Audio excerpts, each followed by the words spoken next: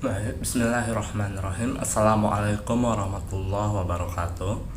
Perkenalkan, nama saya Seta Jupiter Ketaren dari KPIB semester 5. Nah, di sini saya akan menjelaskan mengenai analisis media, di mana analisis media terbagi menjadi dua. Yang pertama yaitu analisis framing dan kedua analisis isi. Nah, yang pertama kita bahas yaitu analisis framing, di mana analisis framing merupakan salah satu teori efek media massa yang menitik beratkan pada bagaimana isi media itu disajikan. Jadi tidak hanya berpusat pada efek yang terjadi pada halayak. Nah, selanjutnya yaitu konsep analisis framing. Nah, di dalam analisis framing terdapat konsep utama yaitu frame dan framing. Yang pertama yaitu frame. Menurut W.A. Gamson, Framers sebagai sebuah organisasi gagasan atau cerita terpusat yang menyediakan arti untuk berbagai kejadian yang berkaitan dengan suatu isu. Yang B yaitu framing. Menurut H.B. Brosius dan P. Epps pada tahun 1995, framing bukanlah sebuah penjelasan yang jelas dan bukan sebuah konsep yang secara umum dapat diaplikasikan, melainkan hanya merupakan metafora yang tidak secara langsung dapat diartikan dalam pertanyaan penelitian. Nah, selanjutnya analisis framing sebagai krisis retoris. Di tahun 2009, Kuipers kemudian menawarkan sebuah konsep yang lebih rinci dalam melakukan analisis framing dalam perspektif retoris. Menurutnya, framing adalah sebuah proses di mana komunikator secara sadar atau tidak sadar berperan untuk membentuk sebuah sudut pandang yang mendorong berbagai realitas dari situasi yang diberikan untuk diinterpretasikan oleh pihak lain ke dalam beberapa cara. Nah, framers bekerja dalam 4 macam cara, yaitu yang pertama, framers mendefinisikan masalah. Yang kedua yaitu framers mendiagnosa penyebab. Yang ketiga, framers membuat penilaian moral. Yang keempat yaitu framers menyarankan pengulangan. Nah, selanjutnya yaitu metode dalam analisis framing. Sebagian besar peneliti tentang media menitik beratkan para identifikasi framers. Media menggunakan materi analisis berupa pelaporan berita dan kadang komponen-komponen visual. Untuk keperluan identifikasi framers media, para peneliti komunikasi menggunakan dua metode utama, yaitu metode induktif dan metode deduktif. Selanjutnya yaitu teknik framing menurut Gare, Versus, dan Ersar pada tahun 1996. Framing memiliki beberapa teknik, yaitu sebagai berikut ini. Yang pertama yaitu metafora, yang merupakan untuk membingkai ide-ide konseptual melalui perbandingan dengan yang lain. Yang kedua yaitu cerita. Cerita ini dapat berupa mitos atau legenda yang merupakan membingkai tema melalui cara-cara naratif dan mudah diingat. Yang ketiga yaitu tradisi ataupun ritual atau seremonial. Yang keempat yaitu slogan atau jargon, yang merupakan membingkai objek dengan frasa yang menarik untuk membuat dapat dengan mudah diingat. Yang kelima yaitu artefak, yang merupakan objek dengan nilai simbolis intrinsik, sebuah fenomena budaya yang lebih berarti dibanding objek itu sendiri. Selanjutnya yaitu kontras, yang merupakan untuk menggambarkan sebuah objek dalam terminologi apa yang tidak. Selanjutnya yaitu spin, untuk mempresentasikan sebuah konsep ke dalam berbagai macam cara untuk mengirim sebuah penilaian, baik itu positif maupun negatif, yang mungkin saja tidak terdampak atau muncul guna menciptakan sebuah bias inherent dengan definisi. Nah, kemudian apa sih manfaatnya kita mempelajari analisis framing ini? Nah, dengan memahami analisis framing, maka kita dapat memahami otonomi halayak, objektivitas jurnalisme, analisis isi dapat secara umum, dan lain-lain. Selain itu, dengan mempelajari analisis framing, kita juga dapat terbantu dalam mengelola konflik dan kegiatan organisasi. Nah, selanjutnya kita akan membahas mengenai analisis isi. Nah, perlu kita pahami bahwa analisis isi ini sering juga disebut dengan konten analisis.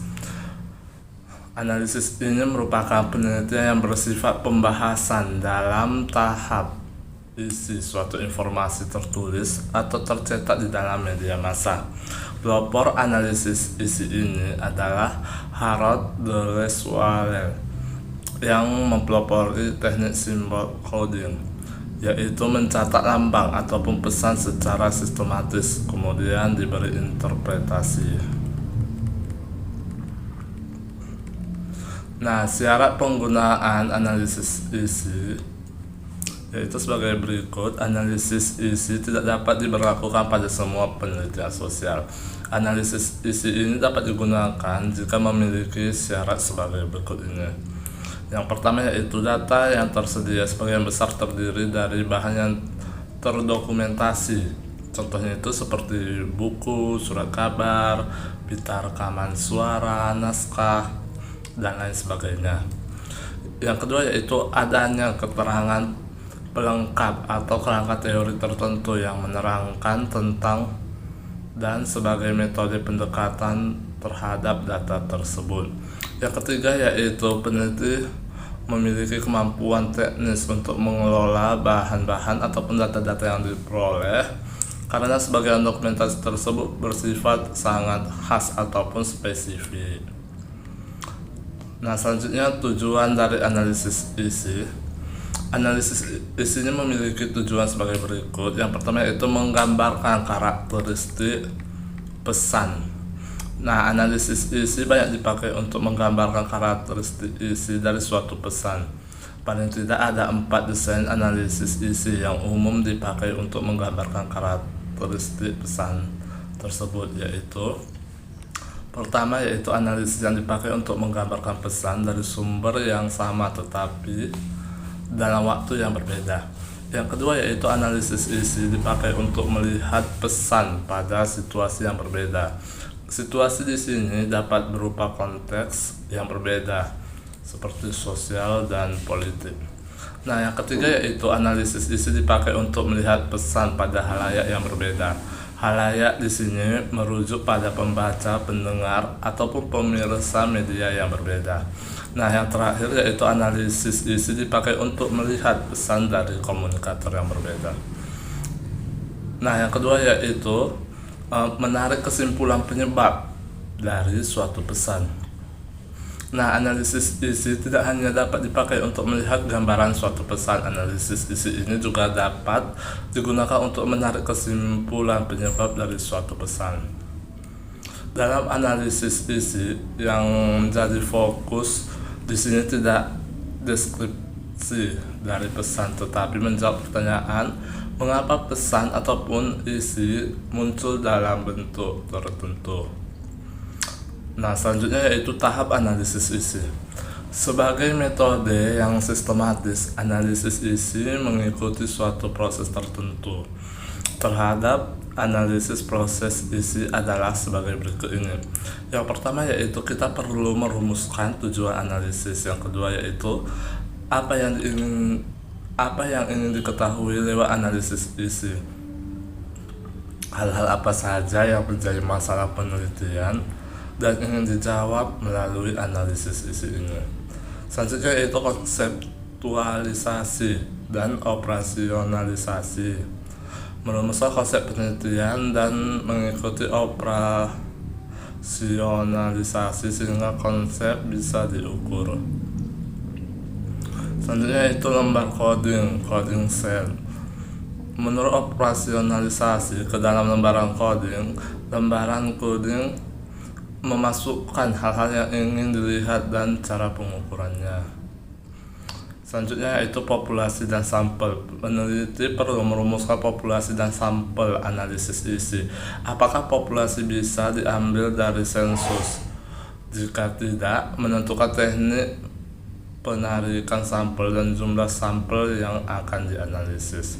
Selanjutnya yaitu training ataupun pelatihan kader dan pengujian validitas reliabilitas. Penelitian memberikan pelatihan kepada kader yang akan membaca dan menilai isi. Penelitian menguji reliabilitas.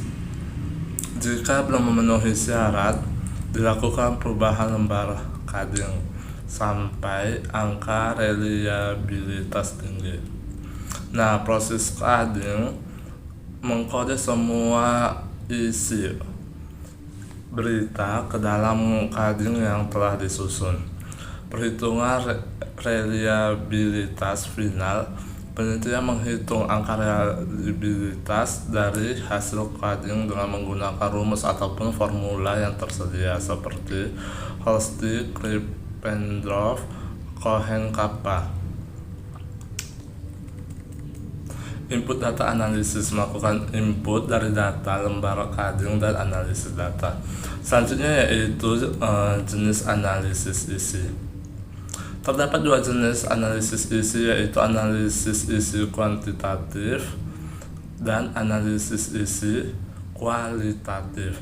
Prinsip analisis kuantitatif adalah prinsip objektivitas yang diukur dari pembuatan ataupun penyusunan kategorisasi.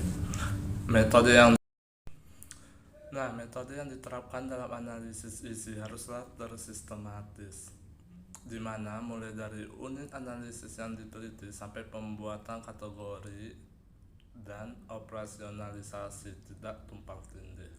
Nah, selanjutnya yaitu prosedur analisis isi. Nah, terdapat 6 pertanyaan yang harus diperhatikan dalam melakukan metode analisis isi ini. Pertanyaan yang pertama yaitu data yang dianalisis. Yang kedua, bagaimana cara pendefinisian. Yang ketiga yaitu hal apa saja yang terkait. Yang keempat yaitu konteks data analisis, apa batasan-batasan analisis, dan yang terakhir yaitu apa target dari kesimpulan. Nah, prosedur analisis isi yang disusun oleh beberapa pakar di atas sebenarnya menunjukkan prinsip-prinsip yang tidak terlalu berbeda satu sama lain. Hanya varian yang bisa ditetapkan dengan menyesuaikan objek dan lingkungan penelitian. Secara umum, penulis mencoba menyimpulkan langkah-langkah umum dalam metode analisis isi yang akan dikembangkan dalam penelitian teks arsitektur, yaitu tentukan topik penelitian. Yang kedua yaitu menentukan objek yang akan diteliti dan sampel penelitiannya. Yang ketiga yaitu tentukan hipotesis secara jelas agar dapat dibuktikan secara terukur. Hipotesis sebaiknya diturunkan dari sebuah teori yang berlaku.